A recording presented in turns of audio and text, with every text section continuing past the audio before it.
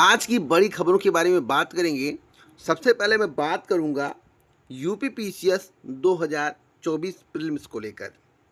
Suspense की स्थिति बनी हुई है और कई प्रतियोगी छात्रों ने कमेंट किया कि मुझे परीक्षा के संबंध में जानकारी मिल गई है, परीक्षा दिसंबर में होने वाली है।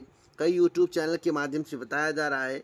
मैं आपको बताना चाहता हूं कि पहले परीक्षा जो 26 और 27 तारीख को होने वाली थी, हमने कहा था कि एक सप्ताह के अंदर आपको एक हलचल पता चलेगा कि आपकी परीक्षा किस महीने में होगी और पोस्टपोन होगी या नहीं होगी। एक सप्ताह बीता नहीं है, 6 दिन आज हुए हैं और आपको खबर मिल गई है कि अब परीक्षा जो है आगे टलेगी। कैसे और कब कराने की तैयारी है, कब सेंटर मिल रहा है, कब सेंटर नहीं मिल रहा है, इस पर भी पूरी जानकारी दूंगा। वीडियो को पूरा देखते रहिएगा। आपको बता दें कि शासनादेश के अनुसार पर्याप्त संख्या में परीक्षा केंद्र न मिलने के कारण आयोग को विज्ञापन में बड़ा बदलाव करना पड़ सकता है। 1 जनवरी 2024 को विज्ञापन में प्रयागराज समेत 51 जिलों में पीछे प्रारंभिक परीक्षा कराने की व्यवस्था की गई थी, लेकिन उत्तर प्रदेश लोक सेवा आयोग एक दिन अगर परीक्षा कराएगा तो उसे 75 जिलों में परीक्षा कराने पड़ेंगे, क्योंकि 51 जिलों में पर्याप्त संख्या में सेंटर ना मिल पाने के कारण काफ़ी दिक्कतों का सामना करना पड़ रहा है। देखिए, मैं आपको बताना चाहता हूं कि 1 जनवरी 2024 को विज्ञापन में प्रयागराज समेत जिले में पीसीएस प्रारंभिक परीक्षा कराने की व्यवस्था दी गई थी 1 जनवरी 2024 को, लेकिन आनन फानन में अक्टूबर माह में 2 पालियों में परीक्षा कराने की बात कही गई। अभ्यर्थियों ने कहा अगर 2 पालियों में परीक्षा होता है, 2 दिन में परीक्षा होता है, तो यह मान कर चलिए कि नॉर्मलाइजेशन में काफ़ी दिक्कतों का सामना करना पड़ेगा और उन अभ्यर्थियों के हक का हनन होगा। उन अभ्यर्थियों को क्षति पहुंचेगी जो दिन रात तैयारी कर रहे हैं। किसके नंबर कब घट जाएं और किसके नंबर कब बढ़ जाएं, क्या स्थिति परिस्थिति बने, इस बात की किसी को जानकारी नहीं है। जब नॉर्मलाइजेशन के बारे में पूछा जाएगा तो आयोग इस पर जवाब भी नहीं देगा। इसलिए इस परीक्षा तिथि में बदलाव होना चाहिए, यानी कि 26 और 27 में बदलाव होना चाहिए और परीक्षा जो है एक ही दिन में कंडक्ट कराई जानी चाहिए। तो आयोग ने आपकी बात मानी, जैसा कि मेरे द्वारा पहले बताया गया था कि आयोग आपकी बात मान रहा है और आयोग के कानों तक आपकी बात पहुंच गई है। एक सप्ताह के भीतर इसके संबंध में मीटिंग लेकर निर्णय लिया जाएगा। 6 दिन हुआ, हलचल तेज हो गया है और जानकारी आपको मिल रही है और आयोग में बात हुई, वार्ता हुई कि 75 जिलों में परीक्षा का आयोजन किया जाए, तभी एक दिन में परीक्षा संपन्न हो सकता है, क्योंकि सेंटर नहीं मिल पा रहे हैं। दोस्तों, पहले या नवंबर के एंड या फिर 15 दिसंबर के आसपास कराने की तैयारी चल रही थी।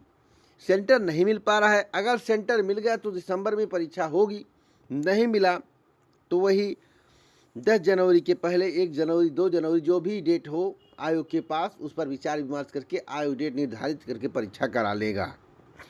तो अगर आपको खबर पसंद आ रहा हो तो वीडियो को लाइक शेयर करें। एक रिक्वेस्ट मैं आपसे करूंगा, टेलीग्राम पर मेरे द्वारा एक पोस्ट किया गया है, RCA news today Telegram channel पर चले जाइए। मैं आपसे निवेदन करता हूं कि आप अपना सहयोग ज़रूर दें। अगर आप सहयोग देंगे तो आपका घटेगा नहीं, बढ़ेगा ही। चैनल को सब्सक्राइब करेंगे तो आपको जानकारी मिलेगी। किसी की मदद करेंगे तो ईश्वर आपका नाम खाता बही में लिखा होगा।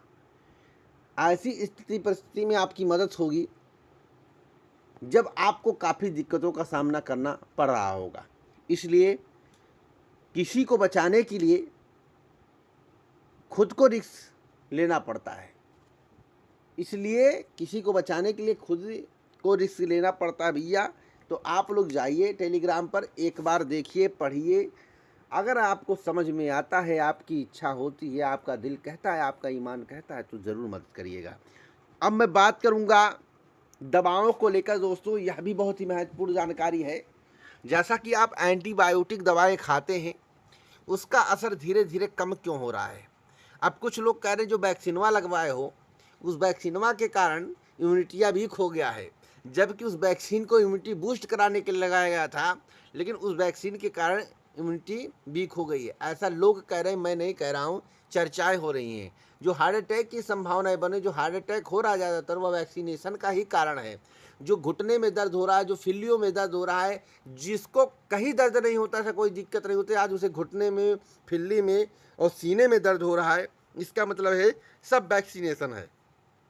आपको बता दें कि एंटीबायोटिक दवाओं का अत्यधिक मात्रा में इस्तेमाल करने का असर दिखना शुरू हो गया है, ऐसा विशेषज्ञ कह रहे हैं। लेकिन कुछ कह रहे हैं वैक्सीनेशन का ही कमाल है, इसके पहले भी लोग एंटीबायोटिक दवाओं का इस्तेमाल करते थे, लेकिन इस तरह की दिक्कत नहीं आती थी। जब से वैक्सीनेशन की प्रक्रिया शुरू हुई, सबको लगा डबल डोज, बूस्टर डोज, तब से ज़िंदगी ही बूस्टर हो गई है। इसका मतलब है कि कुछ भी काम नहीं कर रहा है।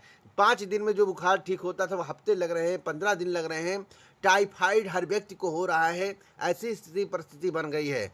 तो इस तरह से पहले नहीं होता। आप बताइए, नाचते हुए कोई मर जाए, कोई करते हुए मर जाए, तो ये सब अच्छी चीज़ नहीं। सरकार इसके बारे में ध्यान दे और स्थिति परिस्थिति करे। मैं यह नॉलेज के लिए वीडियो बना रहा हूँ, आपको जानकारी दे। इसमें ऐसा कोई भी बात यूज नहीं किया गया है जो किसी के सम्मान को ठेस पहुंचाता हो, किसी को दुख पहुंचाता हो। मैं एक सच्चाई से रूबरू कराने का प्रयास कर रहा हूँ जो ज़मीनी पटल पर हो रहा है।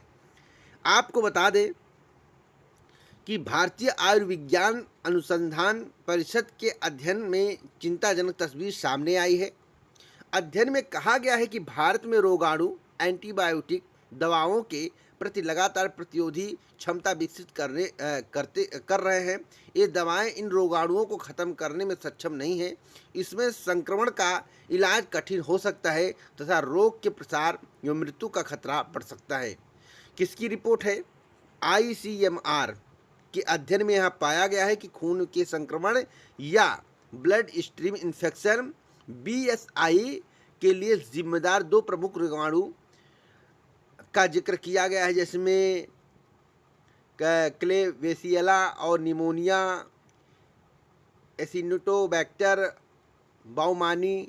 ICU के मरीज में एंटीबायोटिक जो है इपिपेनम के प्रति प्रतिरोधी पाए गए हैं। अस्पताल में होने वाला यह सबसे आम संक्रमण है। इसके अलावा 2 अन्य रोगाणु स्टेफिलोकोकस और आरियस एंटोक्रोकोकस फेसियम क्रमशः एंटीबायोटिक दवाओं के ऑक्सीलिन और वैनकोमाइसिन के प्रति प्रतिरोधी पाए गए हैं। यानी कि इनका कहने का तात्पर्य है कि जो मैं जीवाणुओं का जिक्र किया हूँ, जो बैक्टीरिया का मैंने जिक्र किया है, उसमें कई दवाएं फेल हो रही हैं। अब इनका कहना अत्यधिक इस्तेमाल के कारण, हाई डोज के कारण ऐसा हो रहा है। आपको क्या लगता है, हाई डोज है या वो सुइया है जो सुइया कोंचा गया था? आप लोग बताइएगा, जो पटल पर चर्चा हो रही है। मैं इसके बारे में कुछ नहीं कर रहा हूँ, मैं आप लोगों से पूछ रहा हूँ कि जो पटल पर चर्चा और सुई वाला, वो है कि वास्तविक ज़्यादा दवाई का डोज है। दोस्तों, खबरों के मूल्य को समझा करें और वीडियो को शेयर किया करें। प्राथमिक शिक्षक भर्ती जो है आनी तय है, यह बात सत्य है, लेकिन इस वर्ष आनी तय नहीं है, यह भी एक बात सत्य है। अगर आनी तय है तो आना निश्चित करना होगा, एकदम से पक्का करना हो, 100% पक्का करना होगा, और आपको इसके लिए पटल पर आना होगा। और जैसा कि युवा मंच इसके लिए लगातार प्रयास कर रहा है, और भी प्रतियोगी छात्र प्रयास कर रहे हैं, और भी जितने प्रतियोगी छात्र प्राथमिक शिक्षक भर्ती के लिए धरना दे रहे थे, वह भी प्रयास कर रहे हैं। तिवारी जी प्रयास कर रहे हैं, बहुत से लोग प्रयास कर रहे हैं। तो इसके लिए एक बड़ा प्रदर्शन करने जा रहे हैं युवा, और बहुत जल्द इसकी डेट डिसाइड की जाएगी, जिससे जल्द से जल्द प्रस्ताव भेजा जाए। नहीं तो शिक्षा मंत्री जी हमेशा शिक्षक और छात्र अनुपात बराबर ही बताते रहेंगे। उनको क्या लेना देना, उनको तो पेंशन मिलेगा, उनकी ज़िंदगी फॉर्चूनर में कट रही है, मौज उड़ा रहे हैं। अरे उनसे पूछिए जो तैयारी करके, जिसके माँ बाप 80,000, 1 लाख, 2 लाख रुपया दे के पढ़ाए हैं, पैसा खर्च किए, उनकी ज़िंदगी पूछिए क्या हाल से गुजर रहा है। दिन रात बच्चे तैयारी करें, वैकेंसी का नामो निशान नहीं है 5 साल से। तो चिंता मत करिए, प्राथमिक आएगी, लेकिन प्रयास करना पड़ेगा। हमने 25 के पहले कह दिया नहीं आएगी तो नहीं आएगी, इतना आप नोट कर लीजिए। बाकी आप लोग सपने सजाते रहे, मैं उस सपने को उलेड़ता रहूँगा, तब तक उलेड़ता रहूँगा जब तक आपको सच्चाई का पता नहीं चल जाएगा, और जब तक ये एक्सेप्ट नहीं कर लेंगे कि वास्तव में मेरे द्वारा जितनी बातें कही जा रही हैं वह सत्य हैं। और सत्य यहाँ तक हैं कि परीक्षाओं को लेकर डिसाइड तो हो ही रहा है, लेकिन नई भर्तियों को लेकर कोई भी डिसीजन आयोग की बैठक में नहीं हो रहा है। उत्तर प्रदेश शिक्षक सेवा चयन आयोग की बैठक में नहीं हो रहा है। प्रस्ताव अक्टूबर माह या नवंबर माह से जा सकते हैं। अगर आप अपना प्रस्ताव डलवाना चाहते हैं, अपनी बात कहलवाना चाहते हैं, सरकार तक पहुंचाना चाहते हैं, तो आपको अक्टूबर माह से ही प्रयास करना चाहिए, अन्यथा भर्ती आप भूल जाइए। 1 साल आपको इंतज़ार करना पड़ सकता है। यही अटल सत्य है। आज की इस वीडियो को सुनने के बाद इस वीडियो को सेव कर लेना, बात गलत निकले तो कहना। तो वीडियो को लाइक शेयर करें। पूरा वीडियो सुनने के लिए आप सभी का दिल से धन्यवाद।